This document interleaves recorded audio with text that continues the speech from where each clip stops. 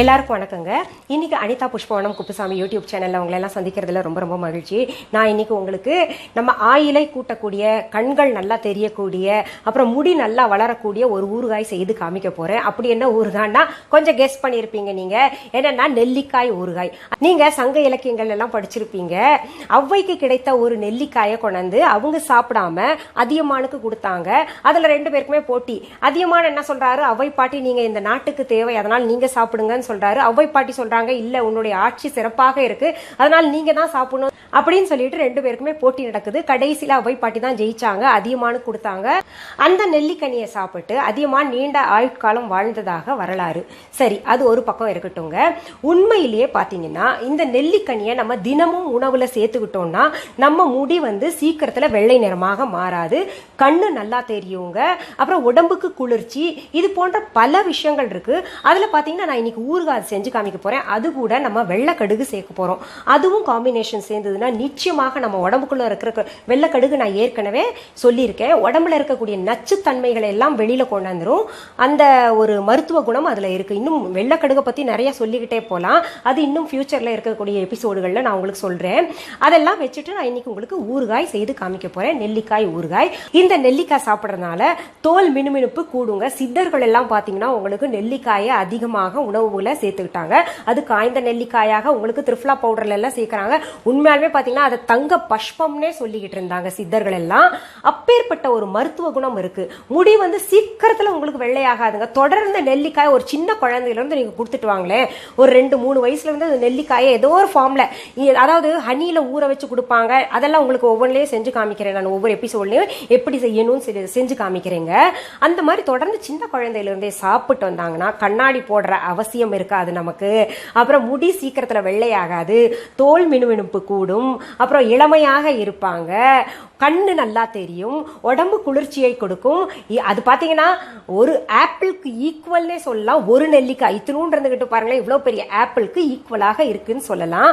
இன்னும் சொல்ல போனா ஆப்பிளை விட பெஸ்ட் நெல்லிக்காய்ன்னு சொல்லாங்க. சரி, அந்த ஊறுகாய் இப்ப செய்யறது எப்படின்னு நம்ம பாத்திரலாமா? அதற்கு தேவையான பொருட்கள் பாத்திரலாம். நெல்லிக்காய் 1 கிலோ, மிளகாய் தூள் 5 டீஸ்பூன், மஞ்சள் தூள் 1 டீஸ்பூன், கடுகு 1 டீஸ்பூன், பெருங்காயத்தூள் 1½ டீஸ்பூன், வெந்தயம் 4 டீஸ்பூன், வெள்ளை கடுகு அதாவது வெண்கடுகு 1/2 கப், உப்பு தேவையான அளவு, நல்லெண்ணெய் தேவையான அளவு. நான் இப்போ நெல்லிக்காயை என்ன பண்ணிருக்கேங்க, 1 கிலோ நெல்லிக்காய் எடுத்து அதை நல்லா சுத்தமா அலசிட்டுங்க. ஒரு குக்கர் எடுத்து அதுல நெல்லிக்காயை முழுசாவே போட்டுட்டேங்க. போட்டு போதுமான அளவு தண்ணி ஊத்திட்டுங்க. அந்த நெல்லிக்காய் மூழ்கணும் அந்த அளவுக்கு தண்ணி ஊத்திக்கோங்க. அப்புறம் கொஞ்சம் உப்பும் போட்டுங்க. 2 விசில் எடுத்துட்டேங்க. குக்கர் 2 விசில்ல எடுத்துடணும். நெல்லிக்காயை எடுத்துட்டு அது ஆற விட்டுட்டுங்க. நம்ம என்ன உதுத்துக்கணும், விதையை நீக்கிட்டு இந்த மாதிரி தனித்தனியா சுளையா வச்சுக்கணுங்க. அடுத்தது நெருப்பு மூட்டி நான் ஒரு மண் பாத்திரம் வச்சிருக்கேன். அதுல நம்ம வெந்தயத்தை வறுத்துக்கலாங்க. இதுல வெந்தயமும் குளிர்ச்சி, அப்புறம் நெல்லிக்காயும் குளிர்ச்சி, நல்லெண்ணையும் குளிர்ச்சி, இப்படி குளிர்ச்சி உள்ள ஒரு ஊறுகாயை நல்லா அந்த கோல்டெல்லாம் பிடிக்குமே மேடம், நாங்கெல்லாம் சாப்பிடலாமா, எனக்கு சீக்கிரத்தில் கோல்டு பிடிக்கும் அப்படின்னு நீங்கள் நினைப்பீங்க. அப்படியெல்லாம் கிடையாதுங்க. சமைச்ச பின்னாடி பார்த்தீங்கன்னா அதோட தன்மை வேறு விதமாக மாறிடும். அதனால நம்ம அதை பற்றியெல்லாம் கவலைப்பட வேண்டாம், நல்லாவே சாப்பிடலாம் நீங்களும். இங்கே பாருங்க, செவக்க வறுத்தாச்சு, இது போதும், இதுக்கு மேலே வேண்டாம். வறுத்தது ஒரு மாதிரி டார்க் ப்ரௌன் ஆற வரைக்கும் நல்ல மனம் வரும் வெந்தயம், அந்த மாதிரி வறுத்து எடுத்துக்கணும். அடுத்தது நம்ம என்ன பண்ணும், அடுப்பை பற்ற வச்சுட்டு அதே மண் சட்டியில நல்லெண்ணெய் ஊற்றிக்கலாங்க.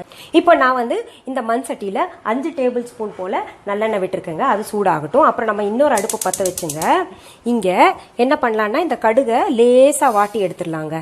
ரொம்ப சுவையை தரும், அது உடம்புக்கும் நல்லது, சுவையையும் தரும். இன்னொன்று கெட்டு போகாதுங்க. ஏன் எண்ணெய் சூடாயிருச்சுங்க, அதுல நம்ம என்ன பண்ணணும்னா கடுகு போட்டு தாளிச்சுக்கலாம். நல்லா கடுகு வெடிச்சிருச்சு இல்லையா? அதில் இப்போ நம்ம மஞ்சத்தூள் சிம் பண்ணிக்கணும்.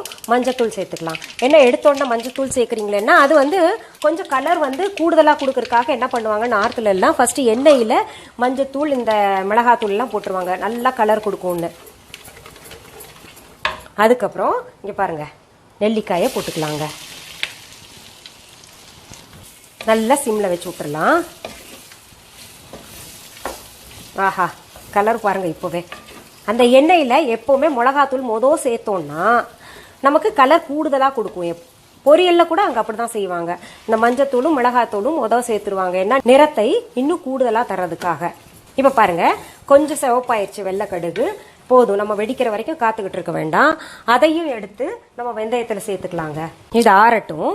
இப்ப நம்ம இதுல என்ன பண்ணோம்னா, இந்த பெருங்காயத்தூள் இருக்கு இல்லையா, அதை சேர்த்துக்கணும். நல்லா சேர்த்துக்கணும் பெருங்காயத்தூள். நல்லா வாசனையா இருக்கும். அப்புறம் உப்பு ஏற்கனவே வேகும் போது நம்ம போட்டிருக்கோம். இப்ப கொஞ்சம் சேர்த்துக்கலாம். நீங்க நடுவுல உப்பு பார்த்துக்கோங்க. இப்ப நான் பாருங்க, இது வறுத்து வச்சேன் இல்லையா, வெந்தயமும் வெண்கடுகும், அதை மிக்சி ஜார்ல போட்டு குறைன்னு அரைச்சுக்கிறேங்க. ஒரு ரவை பதத்துல நம்ம அரைச்சுக்கணும். இப்ப பாருங்க, நம்ம மிக்சியில அரைச்சது எப்படி இருக்குன்னு பார்க்கலாம். இங்க பாருங்க, ரவை மாதிரி இருக்கு பாத்தீங்களா? இந்த பக்குவத்துல அரைச்சுக்கலாம். ரொம்ப நைஸா அரைச்சா நல்லா இருக்காது. இப்போ இதையும் நம்ம இந்த நெல்லிக்காயில போட்டுக்கலாங்க.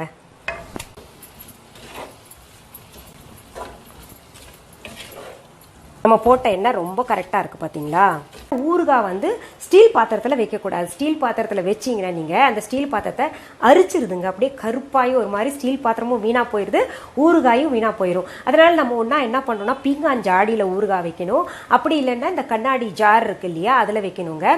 நம்ம எண்ணெய் குறைவா போட்டிருக்கோம், அது எண்ணெய் எங்களுக்கு கம்மியா தான் வேணும் அப்படின்னு நீங்க நினைச்சீங்கன்னா, அதை நம்ம ஜாடியோட கொண்டு போய் மொட்டை மாடியில வெயில்ல வச்சுட்டு துணி கட்டிடணும். வாயில துணி கட்டிட்டு கொண்டு போய் மொட்டை மாடியில வச்சு வெயில்ல வச்சு எடுத்தோம்னா கெடாம இருக்கும். அப்படி இல்லைன்னா கொஞ்சம் கூட எண்ணெய் போட்டு வச்சுக்கிட்டு அது வாரத்துக்கு ஒரு தடவை கொண்டு போய் வச்சிடலாங்க. இப்ப பாருங்க, ரொம்ப பக்குவமா இருக்கு. நான் கொஞ்சம் நடுவுல எண்ணெய் சேர்த்திருக்கேன், எனக்கு வேணும்னு சொல்லிட்டு. ரொம்ப நல்லா இருக்குங்க. நான் டேஸ்டும் பண்ணி பார்த்தேன், கொஞ்சம் உப்பு சரியா இருக்கான்னு. சரியா இருக்கு. இன்னும் முழுமையா ஆனதுக்கு அப்புறம் டேஸ்ட் பார்க்கணும்ல உங்க முன்னாடி. சரி, நான் இப்போ அடுப்பு அணைக்கிறேங்க. பாருங்க, சுவையான ஆரோக்கியமான நெல்லிக்காய் ஊறுகாய் இப்போ நம்ம முன்னாடி இருக்கு பாருங்க. நான் டேஸ்ட் பார்க்கட்டுமா? ஆனா நான் டேஸ்ட் பார்த்தா உங்களுக்கு எல்லாம் என்ன சாப்பிடணுன்ற ஒரு மாதிரி டெம்ப்ட் பண்ணுது அப்படின்னு சொல்றீங்க. இருந்தா கூட பரவாயில்ல, நான் உப்பெல்லாம் சரியா இருக்கான்னு ஃபைனலா பாத்துறணும்ல. உப்பெல்லாம் சரியா இருக்கு, ரொம்ப டேஸ்டா இருக்கு. நம்ம என்ன பண்ணலாம்னா, தயிர் சாதம் மட்டும் வச்சுட்டுங்க இந்த ஊறுகாய் ஜம்முன்னு ஒரு 7-8 சோளை போட்டு சாப்பிட்டோன்னு வைங்களேன், ரொம்ப உடம்புக்கு நல்லதுங்க. வெயில் அடிக்குது இல்ல, அந்த வெயிலுக்கு இந்த மாதிரி சிம்பிளா சாப்பிட்டோம்னா ஈஸியா வேலையும் முடிஞ்சு, உடலுக்கும் ஆரோக்கியம். சரி, மீண்டும் அடுத்த எபிசோட்ல வேற ஒரு தகவலோட உங்களை சந்திக்கிறேன். மீண்டும் சந்திக்கலாமா? நன்றி, வணக்கம். அன்பான வாடிக்கையாளர்களே, உங்கள் விஹா ஸ்டோரில் பூஜை பொருட்கள், சிலைகள், ராசிக்கற்கள், வாஸ்து பொருட்கள், விதைகள், பாரம்பரிய அரிசி வகைகள், சிறுதானியங்கள், ஆர்கானிக் பொருட்கள், மூலிகை எண்ணெய், மளிகை பொருட்கள், மரச்செக்கு எண்ணெய், மரப்பொருட்கள், வெள்ளி ஆபரணங்கள், கிஃப்ட் ஆர்டிகல்ஸ், காட்டன் மற்றும் பட்டு புடவைகள், காட்டன் சுடிதார்கள், பட்டு பாவாடை, குழந்தைகளுக்கான விளையாட்டு பொருட்கள், ஹை குவாலிட்டி இமிடேஷன் நகைகள், வீட்டு உபயோக பொருட்கள், ஜூட் பேக்ஸ், ஹேண்ட்மேட் சோப்ஸ், அழகு சாதன பொருட்கள், சிறுதானிய பிஸ்கெட்டுகள், ஹோம் அப்ளையன்சஸ், இன்னும் பற்பல பொருட்கள் விற்பனைக்குள்ளது. விஹா ப்ராடக்ட்களை நீங்கள் வாங்க விரும்பினால் அது எங்களுடைய viha.online வெப்சைட் மற்றும் சென்னை ராஜா அண்ணாமலைபுரத்தில் உள்ள எங்கள் விஹா ஸ்டோரில் மட்டுமே கிடைக்கும் என்பதை தெரிவித்துக் கொள்கிறோம். வேறு எந்த ஆன்லைன் வெப்சைட்களிலும் விஹா ப்ராடக்ட்கள் விற்பனைக்கு கிடையாது என்பதை நீங்கள் கவனத்தில் கொள்ள வேண்டும். எங்கள் விஹா ஸ்டோரின் விலாசத்தை கண்டறிய கூகுள் மேப்ஸில் விஹா ஸ்டோர் என்று டைப் செய்தால் வழியை கண்டறியலாம். www.viha.online வெப்சைட்டிலும் விஹா ஸ்டோரின் அட்ரஸ் உள்ளது.